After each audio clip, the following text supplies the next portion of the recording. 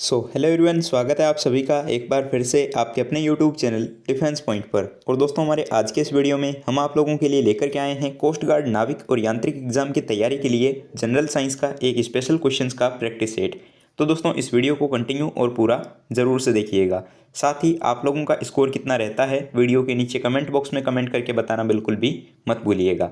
तो चलिए शुरू करते हैं आज का ये वीडियो बिना किसी देरी के। तो फर्स्ट क्वेश्चन जो कि दिया गया है कि प्रत्येक क्रिया के लिए एक समान और विपरीत प्रतिक्रिया होती है, ये नियम किसने दिया था।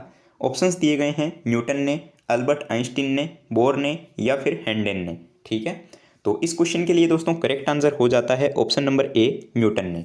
न्यूटन ने जो है वो अपने गति के संबंधित 3 नियम दिए थे, जिसमें कि ये जो है वो गति का तीसरा नियम है, जिसके अनुसार प्रत्येक क्रिया के लिए और एक समान और विपरीत प्रतिक्रिया होती है। ठीक है, और इसको जो है वो क्रिया प्रतिक्रिया के नियम से भी जाना जाता है। तो इस प्रकार से इसका राइट आंसर हो जाता है ऑप्शन नंबर ए। अब देखिएगा दोस्तों, क्वेश्चन नंबर 2। यहाँ पे आपको क्वेश्चन दिया गया है कि दूरदृष्टि दोष में प्रतिबिंब जो है वो निम्नलिखित पर बनता है। तो ऑप्शंस दिए गए हैं रेटिना पर, रेटिना के आगे, रेटिना के पीछे या फिर अंध बिंदु पर। तो दूरदृष्टि दोष में जो है व्यक्ति की दूर की जो चीज़ों को जो है आसानी से और साफ से वो देख सकता है, लेकिन जो पास में रखी हुई जो चीज़ें होती है वो उसको धुंधली नज़र आती है, यानी कि ब्लरी टाइप में दिखती है। ठीक है, और इस प्रकार के दृष्टि दोष में जो है ये आपके निकट की वस्तु की जो प्रतिबिंब होती है वो आपके रेटिना के पीछे बनती है। ठीक है, यानी कि बिहाइंड द रेटिना। तो करेक्ट आंसर इस क्वेश्चन के लिए हो जाएगा ऑप्शन नंबर सी।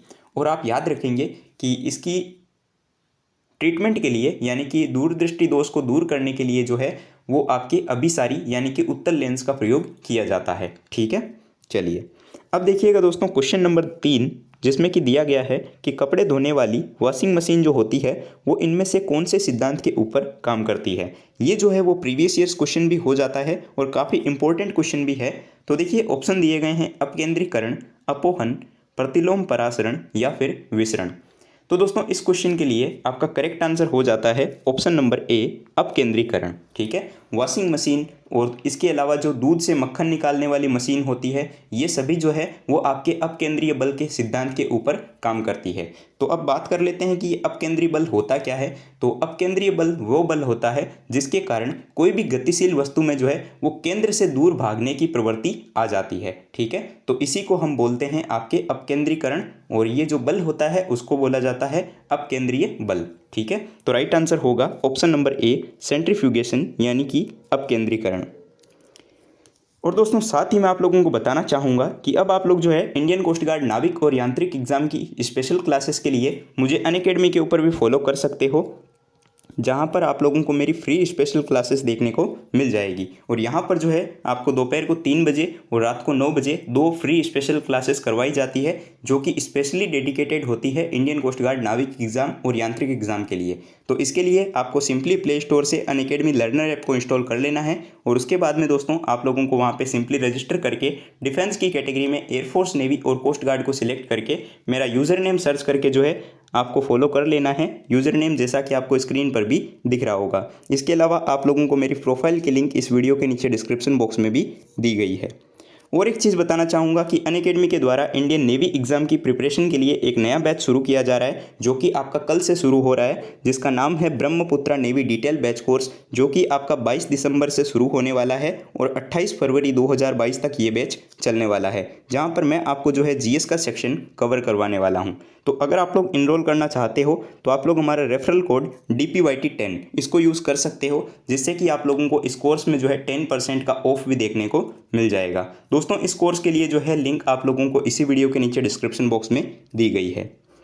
अब देखिएगा दोस्तों, क्वेश्चन नंबर 4। यहाँ पे क्वेश्चन दिया गया है कि साइकिल और कारों में जो है बॉल बियरिंग का प्रयोग क्यों किया जाता है।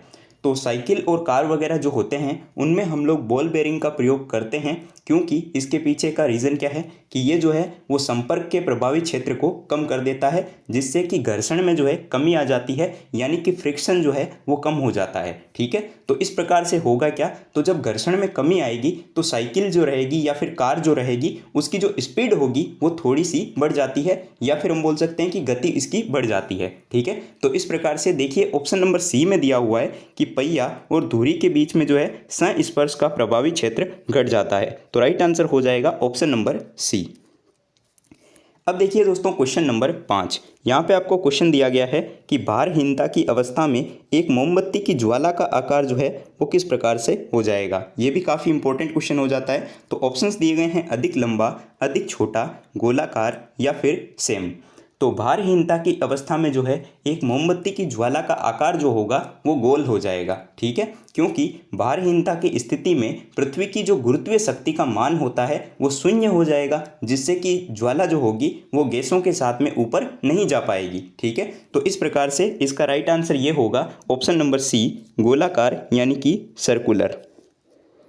अब देखिए दोस्तों क्वेश्चन नंबर 6। यहाँ पे आपको क्वेश्चन दिया गया है कि वस्तु की मात्रा बदलने पर अपरिवर्तित रहेगा, यानी कि इनमें से जो है क्या चेंज नहीं होगा अगर वस्तु की मात्रा भी बदल दी जाए। तो ऑप्शंस दिए गए हैं आयतन, भार, द्रव्यमान या फिर घनत्व।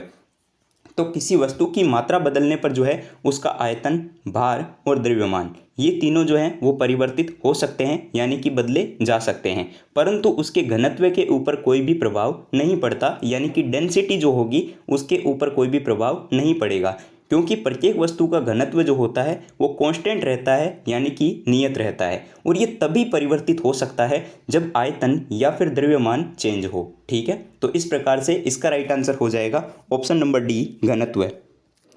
अब देखिएगा दोस्तों क्वेश्चन नंबर 7, और यहाँ पे आपको क्वेश्चन दिया गया है कि यदि एक गेंद ऊपर फेंकी जाती है तो निम्नलिखित में से क्या परिवर्तित नहीं होता, ठीक है। तो ऑप्शंस दिए गए हैं त्वरण, गति, स्थितिज ऊर्जा या फिर दूरी। तो इसका राइट आंसर क्या हो जाएगा। तो इसका राइट आंसर होगा दोस्तों ऑप्शन नंबर ए, त्वरण। कैसे, तो चलिए इसको थोड़ा सा समझते हैं। तो जब किसी गेंद को ऊपर की ओर फेंका जाता है, या फिर आप मान लीजिए कि आप किसी बॉल को ऊपर की ओर फेंकते हैं, तो उसका जो पथ होगा, यानी कि उसका जो मार्ग होगा वो आपका परवलयाकार हो जाता है, ठीक है। और जब ये परवलयाकार हो जाएगा तो इस कंडीशन में क्या होता है कि इसकी गति जो है, स्थितिज ऊर्जा जो है और दूरी जो है ये तो तीनों चेंज हो सकती है, ठीक है। यानी कि गति, स्थितिज ऊर्जा और दूरी ये चेंज हो सकती है, परिवर्तित हो सकती है, लेकिन इसका जो त्वरण होता है वो अपरिवर्तित रहता है, क्योंकि इस त्वरण का मान जो है वो हमेशा गुरुत्वीय त्वरण g के बराबर होता है, ठीक है। तो इस प्रकार से इसका राइट आंसर हो जाएगा ऑप्शन नंबर ए, त्वरण। अब देखिएगा दोस्तों क्वेश्चन नंबर 8। यहाँ पे आपको क्वेश्चन दिया गया है कि अभिकेंद्रीय बल द्वारा किया गया कार्य होता है, ठीक है। ऑप्शंस दिए गए हैं धनात्मक, शून्य, ऋणात्मक या फिर इकाई। तो न्यूटन के अनुसार जो है यांत्रिकी में अभिकेंद्रीय बल जो है वो एक प्रकार का जड़त्वीय बल होता है, ठीक है, जो कि वृत्तीय गति करती हुई वस्तुओं पर गति के पथ के केंद्र से दूर त्रिज्या की दिशा में लगता हुआ हमें महसूस होता है या फिर जो है प्रतीत होता है, ठीक है। और वृत्तीय गति में जो है अभिकेंद्रीय बल द्वारा किया गया कार्य हमेशा 0 यानी कि शून्य होता है। तो राइट आंसर हो जाएगा ऑप्शन नंबर बी, शून्य। दोस्तों जो भी क्वेश्चंस करवा रहा हूँ ये आपके एग्जाम ओरिएंटेड क्वेश्चंस हैं, और इसी टाइप के क्वेश्चन एग्जाम में पहले भी पूछे जा चुके हैं। अगर आपने एग्जाम दिया है तो आपको पता भी होगा, ठीक है। तो अब देखिएगा दोस्तों क्वेश्चन नंबर 9। ये बहुत ही सिंपल क्वेश्चन दिया गया है। तो क्वेश्चन में है कि वह मात्रा या फिर घटना जिसके दो स्वतंत्र गुण जिसमें कि परिमाण और दिशा होते हैं वो क्या कहलाती है, ठीक है। यानी कि जिसमें परिमाण हो और दिशा हो उसको हम क्या कहेंगे। तो ऑप्शंस दिए गए हैं अदिश, माप, सदिश या फिर मानक इकाई। तो देखिए जिस भौतिक राशि में परिमाण और दिशा दोनों निहित होते हैं या फिर दोनों चीज़ें होती है जिसमें कि परिमाण और दिशा, उसको हम लोग बोलते हैं सदिश राशि, ठीक है। तो इसका राइट आंसर हो जाएगा option number C, vector quantity यानी कि सदिश राशि। और एग्जाम्पल की बात की जाए कि सदिश राशि के एग्जाम्पल क्या क्या हो जाएंगे, तो इसके एग्जाम्पल जो है वो वेग, बल, संवेग आदि जो है इसके एग्जाम्पल हो जाएंगे। और जिस भौतिक राशि में सिर्फ परिमाण होता है, दिशा नहीं होती, उसको हम लोग अदिश राशि बोलते हैं। और अदिश राशि के एग्जाम्पल की बात करेंगे तो चाल, दूरी, द्रव्यमान, आयतन ये जो है इसके एग्जाम्पल हो जाएंगे। अब देखिएगा दोस्तों क्वेश्चन नंबर 10। बहुत ही सिंपल क्वेश्चन दिया गया है कि किए गए कार्य की दर क्या कहलाती है, ठीक है। ऑप्शंस हैं ऊर्जा, शक्ति, संवेग या फिर आवेग। तो कार्य करने की दर को जो है हम लोग शक्ति बोलते हैं, ठीक है। तो मान लीजिए कि किसी के द्वारा जो है वो W काम किया जाता है T समय में, ठीक है। तो कर्ता की शक्ति क्या हो जाएगी, तो कर्ता की शक्ति हो जाती है W/T, ठीक है। और इसीलिए हम लोग बोलते हैं P = W/T। तो देखिए शक्ति का जो एसआई मात्रक होता है वो आपका वाट या फिर जूल पर सेकंड होता है, ठीक है। और ये जो नाम है ना वाट, ये जो है वैज्ञानिक जेम्स वाट के नाम पर रखा गया है, ठीक है। तो याद रखिएगा कि किए गए कार्य की दर शक्ति कहलाती है। अब देखिए दोस्तों क्वेश्चन नंबर 11, यहाँ पे आपको क्वेश्चन दिया गया है कि किसी पिंड के भार W को इस सूत्र के द्वारा बताया जा सकता है। यानी कि W को जो है यानी कि भार को हम किस तरीके से रिप्रेजेंट कर सकते हैं, इनमें से कौन सा फॉर्मूला सही है। तो किसी पिंड का भार जो होता है वो उसके द्रव्यमान और गुरुत्वीय त्वरण के गुणनफल के बराबर होता है। यानी कि हम जानते हैं कि W बराबर क्या होता है, W बराबर होता है mg। तो इस प्रकार से इसका राइट आंसर क्या हो जाएगा, तो इसका राइट आंसर हो जाएगा option number D, W = mg। अब इम्पोर्टेंट पॉइंट ये है कि G की जो वैल्यू होती है यानी कि G का जो मान होता है वो भूमध्य रेखा के ऊपर सबसे कम होता है तथा ध्रुवों पर जो है वो सबसे अधिक होता है, ठीक है। तो ये पॉइंट भी आपको साथ में याद रखना है।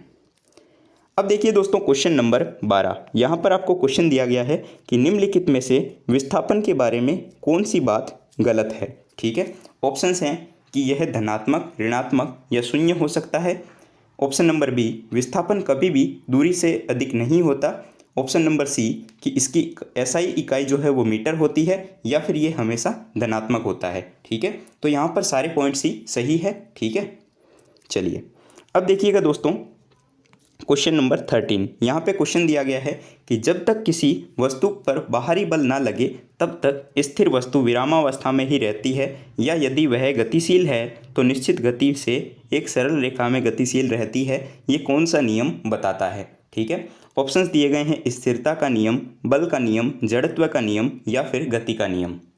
तो देखिए जो जड़त्व का नियम है उसके अकॉर्डिंग यदि कोई पिंड या फिर जो कोई भी वस्तु होती है, कोई भी ऑब्जेक्ट होती है, वो विराम की अवस्था में है तो वो स्थिर अवस्था में ही रहना चाहेगी। यानी कि स्थिर अवस्था में है तो स्थिर में ही रहना चाहेगी। यदि जो है वो एक समान गतिशील है तो वह गतिशील ही रहना चाहती है जब तक कि उस पर जो है कोई भी बाहरी बल कार्यरत ना हो, ठीक है। तो इस प्रकार से इसका राइट आंसर हो जाएगा option number C, law of inertia यानी कि जड़त्व का नियम।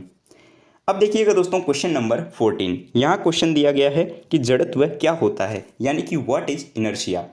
तो अगर सिंपली समझाऊं कि जड़त्व क्या है, तो जड़त्व जो है वो किसी भी ऑब्जेक्ट का यानी कि किसी भी वस्तु का वो गुण है जिसके कारण वह अपनी अवस्था के परिवर्तन यानी कि किसी निकाय के द्वारा उस पर जो है लगाए गए बल का वो विरोध करता हो, उसी को हम लोग जो है वो जड़त्व बोलते हैं, ठीक है। तो करेक्ट आंसर क्या हो जाएगा, तो करेक्ट आंसर हो जाएगा वर्तमान स्थिति में होने वाले परिवर्तन का प्रतिरोध करना या फिर उसका विरोध करना ही जो है जड़त्व कहलाता है। राइट आंसर ऑप्शन ए हो जाएगा।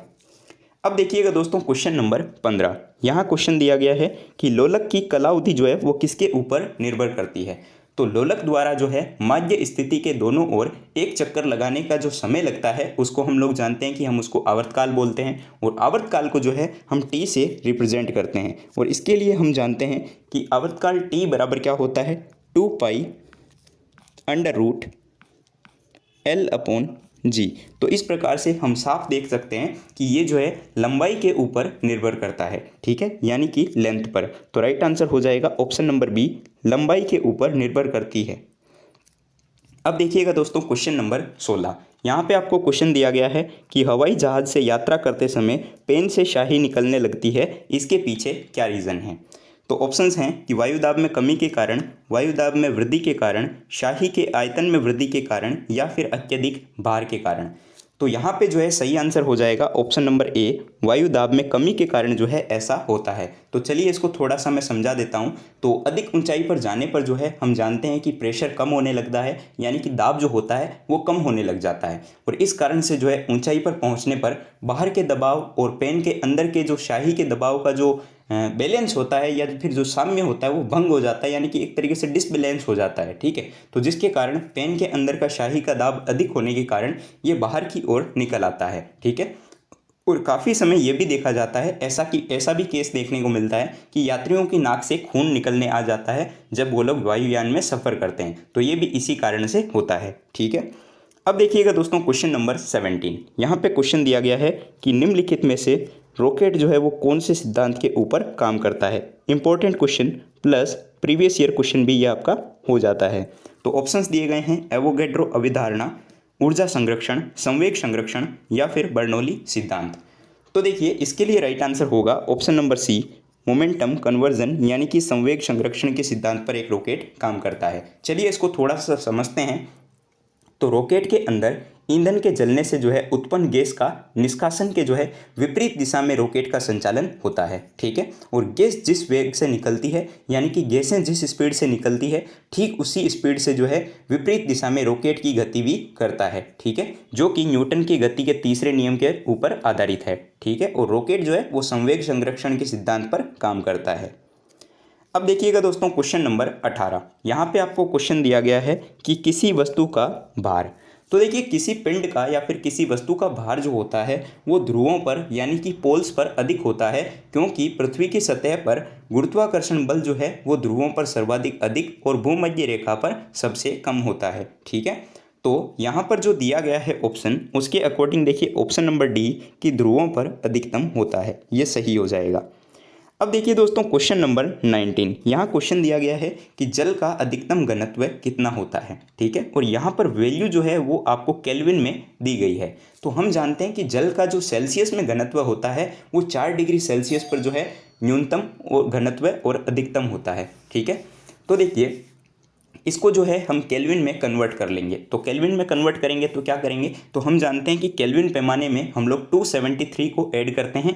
तो यहाँ पे 273 में 4 को आप ऐड कर लीजिए, जिससे कि आपका ये हो जाएगा 277 केल्विन। तो राइट आंसर होगा ऑप्शन नंबर बी 277 केल्विन, क्योंकि हम जानते हैं कि जल का 4 डिग्री पर जो है वो आयतन न्यूनतम और घनत्व जो होता है वो अधिकतम होता है। कितने पे, 4 डिग्री सेल्सियस पर आयतन जो है वो कम होगा और घनत्व जो होगा वो अधिक होगा। तो इसमें हम लोग क्या करेंगे 273 को ऐड कर लेंगे, तो ये अपना हो जाएगा 277 केल्विन। अब देखिए दोस्तों क्वेश्चन नंबर 20। यहाँ पे आपको क्वेश्चन दिया गया है कि पानी का क्वथनांक ऊंचाई पर कम क्यों हो जाता है, ठीक है। तो हम जानते हैं कि पृथ्वी के चारों ओर जो है वायुमंडल पाया जाता है और वायुमंडल में जो है उपस्थित वायु जो है वो हम पर दबाव डालती है, ठीक है, जिसको कि हम लोग भाई वायुमंडलीय दाब के नाम से जानते हैं। तो पृथ्वी के निकट जो है समुद्र तल से ऊंचाई बढ़ने पर वायुमंडलीय दाब का मान जो होता है वो कम हो जाता है, जिससे कि पानी का क्वथनांक भी कम हो जाता है और इससे जो है गुप्त ऊष्मा भी कम हो जाती है, जबकि द्रवों या फिर पानी का जो क्वथनांक होता है वो उनकी खुली सतह पर दाब बढ़ाने से बढ़ जाता है। तो इस प्रकार देखिए ऑप्शन नंबर बी में आपको दिया गया है कि कम वायुमंडलीय दबाव के कारण, ठीक है। तो इसका राइट आंसर होगा ऑप्शन नंबर बी। तो दोस्तों आज के इस वीडियो में इतना ही। अब एक क्वेश्चन आप लोगों के लिए है क्वेश्चन फॉर यू सीरीज में, तो इसका राइट आंसर क्या होगा आप लोग नीचे कमेंट बॉक्स में कमेंट करके बताइएगा। तो आपके लिए क्वेश्चन है कि ऊर्जा संरक्षण का आशय है कि ऊर्जा का ना तो सृजन किया जा सकता है और ना ही विनाश किया जा सकता है। ऑप्शन बी कि ऊर्जा का सृजन हो सकता है विनाश नहीं। ऑप्शन सी ऊर्जा का सृजन नहीं हो सकता परंतु विनाश हो सकता है। या फिर ऑप्शन नंबर डी ऊर्जा को ना तो सृजन किया जा सकता है और ना ही विनाश, ठीक है। तो इसका जो भी राइट आंसर होगा आप लोग नीचे कमेंट बॉक्स में कमेंट करके बता सकते हैं। उम्मीद करता हूँ कि आपको वीडियो पसंद आया होगा, क्वेश्चन समझ में आ गए होंगे। दोस्तों बाकी के सब्जेक्ट जो है वो आपके कल से शुरू हो रहे हैं, तो आप लोग जो है अब प्रिपेयर रहिए। आपकी सारी क्लासेस शुरू की जा रही है हमारे यूट्यूब चैनल पर। तो वीडियो देखने के लिए थैंक यू सो मच। मिलते हैं एक नए वीडियो में, तब तक के लिए जय हिंद दोस्तों।